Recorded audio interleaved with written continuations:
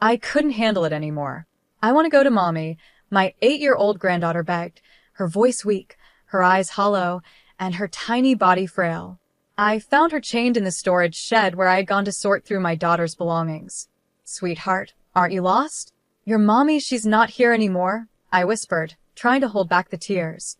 I wanted to comfort her, but the pain of losing my daughter was too fresh, too raw. I wanted to see my daughter too, to feel her warmth, to hear her voice again. As my granddaughter repeated, "I want to go to Mommy," over and over, I felt my heart shatter. Tears streamed down my face uncontrollably. In a moment of utter despair, I made a decision. "All right then, shall we go to the other side together?" I asked, consumed by grief. But just as I placed my trembling hands around my granddaughter's fragile neck, something familiar caught my eye. A memory flashed before me, a truth I had long buried. I froze, my heart pounding. In that instant, I vowed to seek revenge. It feels like yesterday, on Kelly's wedding day, I was filled with joy and pride. I called out to her, "Be happy, darling." My heart was full. "I'm Rachel, 62 years old, working as a medical clerk at a nearby hospital. After losing my husband early on, I worked tirelessly to raise my daughter, Kelly, and her younger brother. Kelly was always so kind and thoughtful, much like her father. Mom, thank you for everything. You must be tired. Let me give you a shoulder massage," she'd say, always finding ways to comfort me. When Kelly grew up, she started an online shop, doing well enough to save a good amount. A few years ago, she married James, an elite company employee, and soon after, they were blessed with a beautiful daughter, Joyce. My son also graduated from university, became a company employee, and started his own life. I thought I could finally relax a little, now that my children were grown and independent. But one hot summer day, Kelly came home with Joyce. Her face was pale, and she looked distressed. "What's wrong, dear? You don't seem yourself," I asked, worried. Kelly hesitated, then sighed, her voice shaky. "It might just be my imagination, but I feel like James has been acting cold towards me lately," she admitted. According to Kelly, James would come home late, reeking of alcohol, and when she tried to talk to him, he would yell at her to be quiet or, worse, ignore her completely. Sometimes, he'd lose his temper and hit or kick her. He even says he doesn't need to contribute to our expenses anymore, because I have my own income.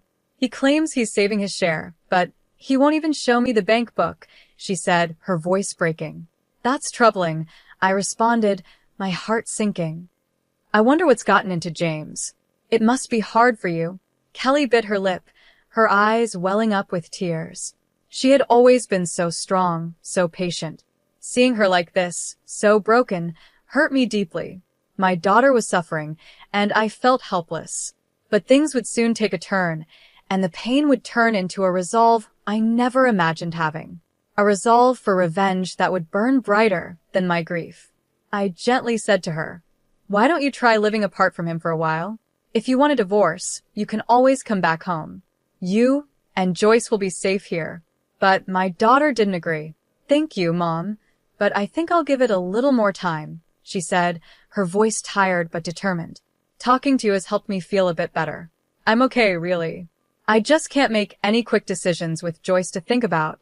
She forced a smile, trying to reassure me, even though her eyes betrayed her worry. "Besides, James used to be kind. Maybe if I try harder, he'll go back to how he was before. I'll give it a bit more effort," she added, her voice trailing off. With that, Kelly left with Joyce, looking lonelier than ever. If only I had taken her concerns more seriously that day, maybe things would have turned out differently. That decision would haunt me forever. A month later, I received a sudden phone call from James. His voice was cold and matter-of-fact. "Kelly is gone," he said flatly. "What do you mean, gone?" "That can't be true," I shouted, unable to process the words. James claimed that Kelly had taken her own life by jumping into a waterfall, and she had taken Joyce with her. He mentioned a supposed suicide note, typed on her computer, saying, "I've lost confidence in living. I'm leaving with Joyce." I was in shock. My beautiful, kind daughter gone. But before I could even react, James's words cut me deeper. I lost my daughter because of Kelly, What are you going to do about it?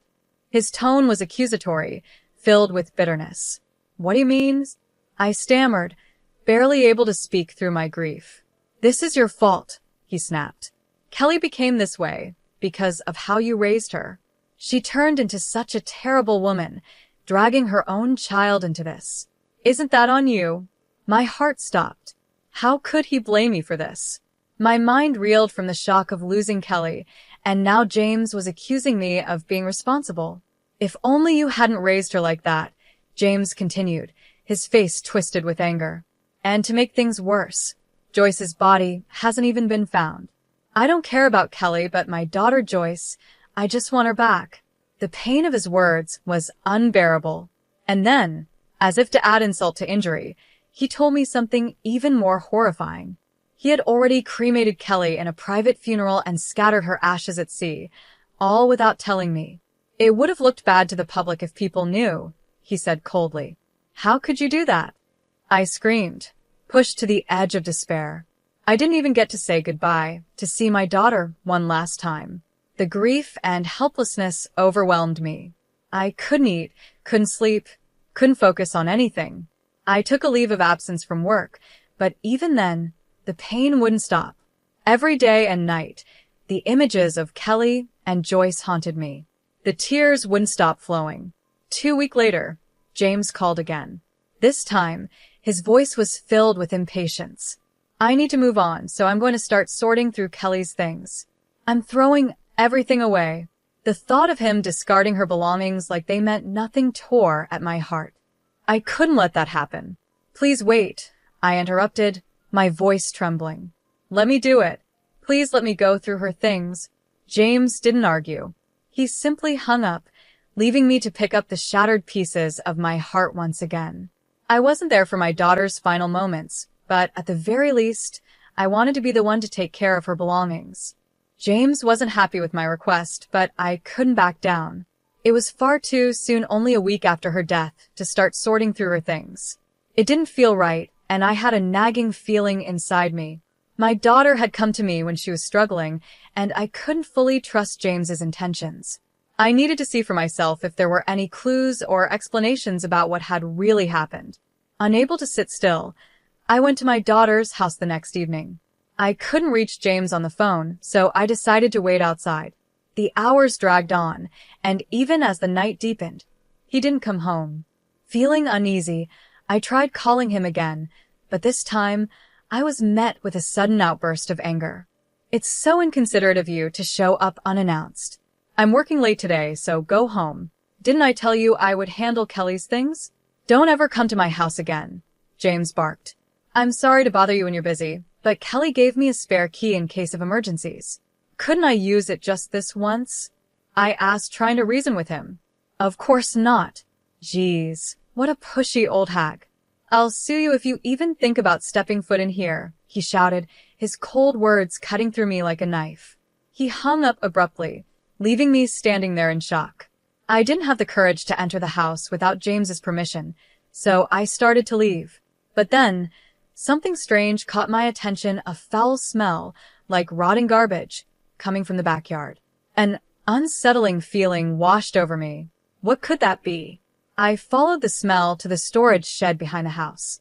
As I walked closer, a wave of dread settled in my chest. Peering through the small window, I saw something moving inside. It was too dark to make out what it was, but it looked like a living creature. I felt a chill run down my spine. My instinct screamed at me to leave, but something inside told me I couldn't just walk away. I tried to open the shed door, but the old lock was rusted, and the door was blocked with something heavy, like a stick. Determined, I shook the door violently a few times, and finally, it gave way. My hands trembling, I stepped inside, my heart racing. What I saw was beyond anything I could have imagined.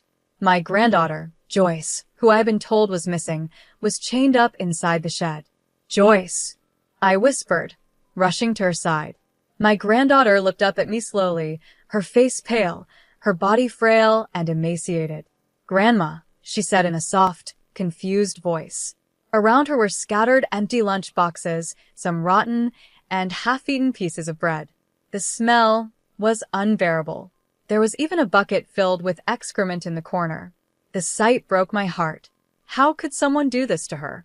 Tears welled up in my eyes as I gently hugged her tiny, weakened body.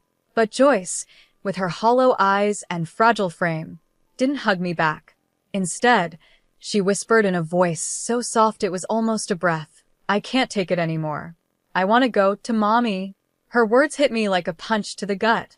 My tears flowed uncontrollably. "Grandma, take me to Mommy," she pleaded, her voice filled with despair. I held her tighter, my heart aching. "Yes, my sweet girl. We'll go together," I whispered, overwhelmed by the grief of losing my daughter. At that moment, all I wanted was to make her pain go away, to take her to the place where she could be with her mother again, far away from this horror. I placed my trembling hands on Joyce's neck, intending to leave this world with her. But then, something caught my eye, the necklace around Joyce's neck. It was the one I had given Kelly as a protective charm. My breath caught in my throat. There was something else attached to it, a key. A key that shouldn't have been there. "Where did you get this?" I asked, pointing to the key, my voice barely above a whisper. Joyce looked up at me with her tired eyes and responded. Her next words shook me to my core. I felt my heart race, my blood boiling with anger. So that's what had really happened. I couldn't believe it, and I knew in that moment I could never forgive him. Not after this. I quickly found a pair of pliers in the shed and managed to cut the chain that bound Joyce. Without wasting any more time, I took her with me, heading to a place where I could plan what to do next. My mind was set. I would get justice for Kelly. I would seek revenge. The very next day, James stormed into my home, his eyes wild with rage, his face red with fury. He was out of control. "You took Joyce, didn't you? She's my daughter. Give her back," he yelled, his voice filled with desperation. I remained calm. "I'm sorry, I don't understand. I've called you countless times, and you never answered." "Isn't Joyce supposed to be missing?" I replied, pretending to be confused. James's face flushed even redder, and he yelled louder, completely unaware that his own words were contradicting each other. "You know what I mean. I know you have her.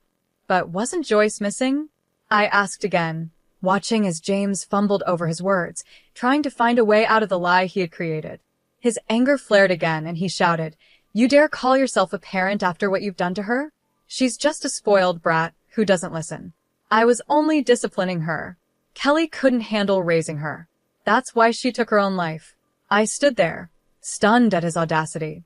"This is the first I'm hearing about Joyce being unmanageable," I said quietly, barely able to contain my anger. "Of course I didn't tell you. You spoil her too much. That's why I said she was missing. How I discipline my child is my business, not yours." James snapped, his voice filled with venom. He paced back and forth, as if trying to justify his twisted actions. "But chaining her up in a shed? That's not discipline, James. That's abuse. I'm reporting this," I said firmly, my heart racing. Suddenly, James's lips curled into a twisted smile, and he let out a mocking laugh. "You don't have any proof," he sneered, his eyes filled with arrogance. "Oh, but I do," I replied, my voice steady. "I have photos of Joyce, and there will be a medical report, too." I pulled out my phone, showing him the pictures I had taken of Joyce's frail body, the chains, and the shed. Panic flashed across James's face, and he lunged at me, trying to grab my phone. "Give it to me," he shouted, his voice desperate. Just then, someone burst out from the next room. "Stop." My son rushed in, grabbing James's arm and pulling him back.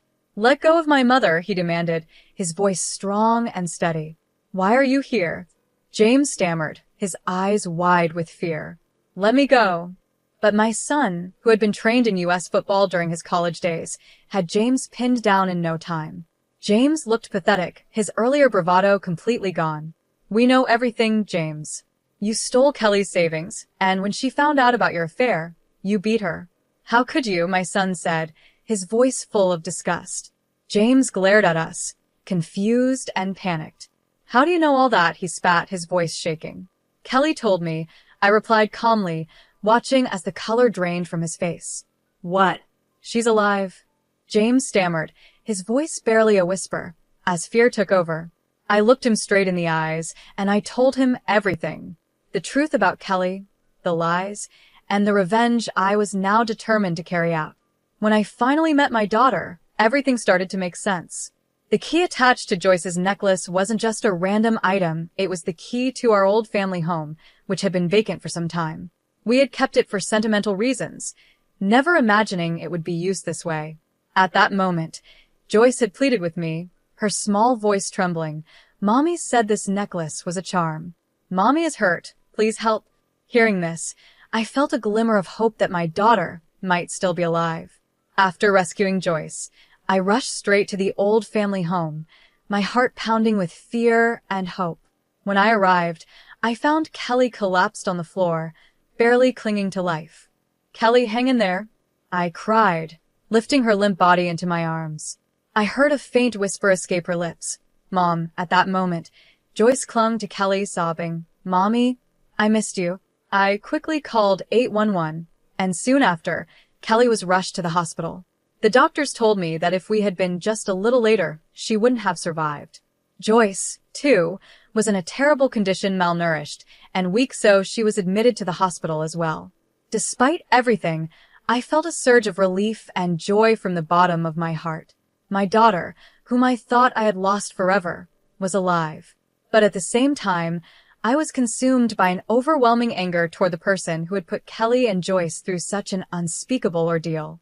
Once Kelly regained consciousness in the hospital, she told me the full story. It all started when she had discovered evidence of James's affair and his embezzlement of her money. She found incriminating files on his computer and confronted him. But instead of apologizing, James flew into a violent rage. He beat and kicked her, injuring her severely. Kelly, clutching her stomach in pain, begged him for help, but James only laughed and walked off to the bedroom as if nothing had happened. Knowing it wasn't safe to stay in the house, Kelly decided to flee. With Joyce's help, they escaped.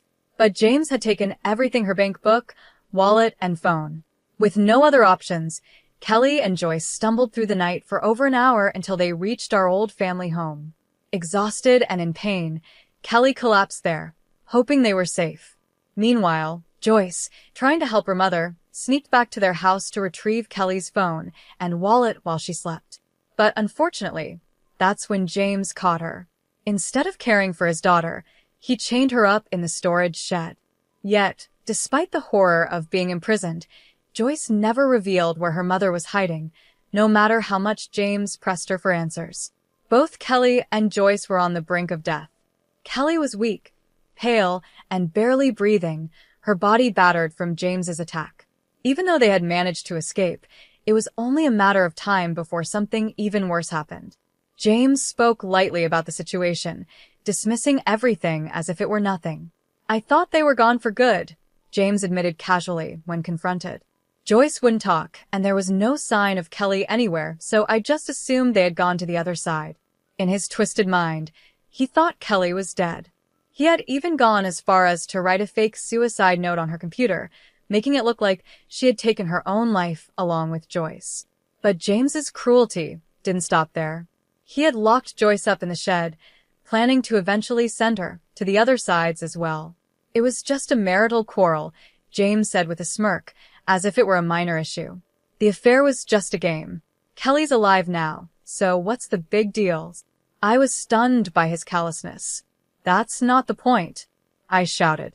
His betrayal, his abuse, his complete disregard for the lives of Kelly and Joyce, it was more than just a mistake or a game. It was unforgivable. Kelly had survived, but the damage James had done to her and Joyce would last a lifetime. The thought of how close I had come to losing both of them haunted me, but now I knew the truth, and I would make sure James faced the consequences for his cruelty. "I'm recording this conversation, and I'm going to report everything to the police," I said firmly. As soon as James heard the word police, his whole demeanor shifted. Panic spread across his face, and he dropped to his knees, begging for forgiveness. "Please, I'm sorry. I'll break up with the woman I've been seeing, and I'll be kind to Kelly from now on. Just please, don't call the police," he pleaded, his sudden change of attitude astounding. "I can't believe anything you say anymore," I replied, my voice steady. When I refused to accept his empty promises, James grabbed onto my arm, trying to stop me. If I get arrested, Joyce will be left without a father. Is that what you want? He asked, his eyes filling with fake tears, desperately trying to manipulate me. I pulled my arm free from his grip. She'll be better off without a father like you, I said coldly, unwilling to let him play on my emotions any longer. At that moment, the police arrived. They quickly handcuffed James and took him away, his face full of despair. His days of terrorizing my daughter and granddaughter were finally over. After everything, Kelly divorced James. He was sentenced to prison, and the conviction caused him to be fired from his job. Kelly took legal action, demanding $3,000 for the savings he had stolen, $60,000 in damages for the affair and the injuries he caused her, and $280,000 in child support for Joyce. She also sought $210,000 in damages from James's mistress. As it turned out, James had planned to live with his mistress, but to her, it was only a fling. She had no intention of staying with him long term. When James's parents learned about what he had done, they were horrified. They came to Kelly, apologized for their son's actions, and sold some of their land to help cover the money James owed. They made it clear that James would have to work to pay them back once he was released from prison. Even after his release, James's life would be full of hardships. He had lost everything: his family, his job, and his reputation. Meanwhile, Kelly and Joyce, now fully recovered, moved back in with me. Kelly has started working again and is living a peaceful, happy life. Seeing her and Joyce thriving fills me with joy and energy, and I do everything I can to support them both. Together, we've rebuilt our lives, and I'm so grateful to have them by my side. We are finally free from the pain James caused, and we're living each day with hope for a